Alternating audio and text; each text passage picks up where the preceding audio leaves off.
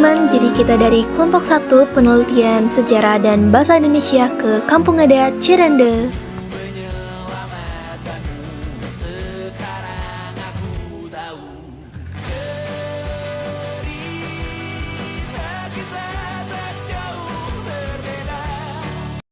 Halo guys, di sini kita udah kumpul nih di Cirende. Kita tuh kumpul di jam 12 siang. Ikutin terus ya. Nah, kita tuh harus turun dulu nih teman-teman. Ini kita perjalanan ke Kampung Adat Cirende.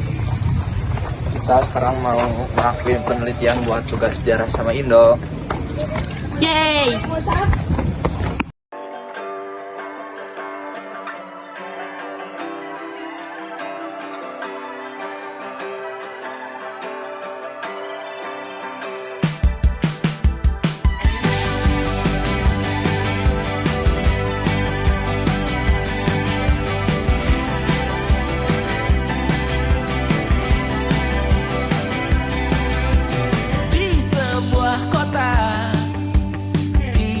Jakarta ada seorang anak belajar dansa dengan bayangannya, dengan lukanya dibalut lagu sedikit pas-pasan, dan tanpa disangka mimpinya jadi besar.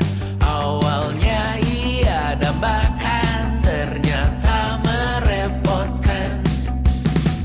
Maka ia berpesan, pada dasarnya semua orang hipokrit.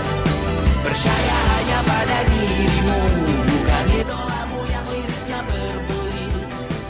Juga dengan mereka yang menjual air mata setiap menit, atau dengan pelaku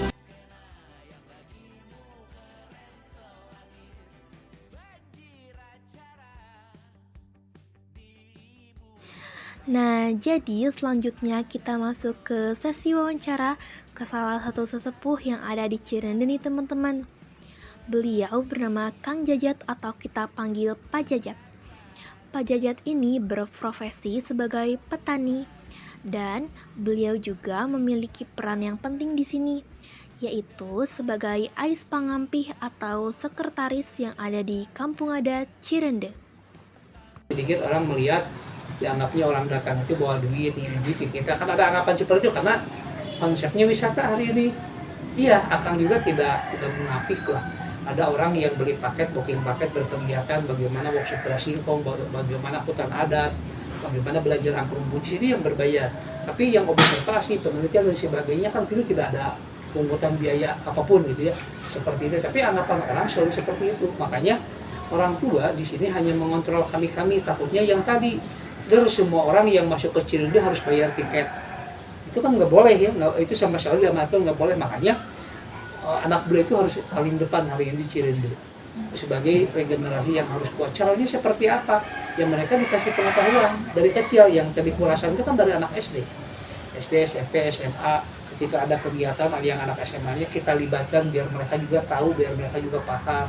Terus dipupuk, dikenali bahwa kita ini bukan karena masalah makan singkongnya, tapi di sini ada nilai perjuangan yang luar biasa, yang memang ini titipan yang harus kita jaga.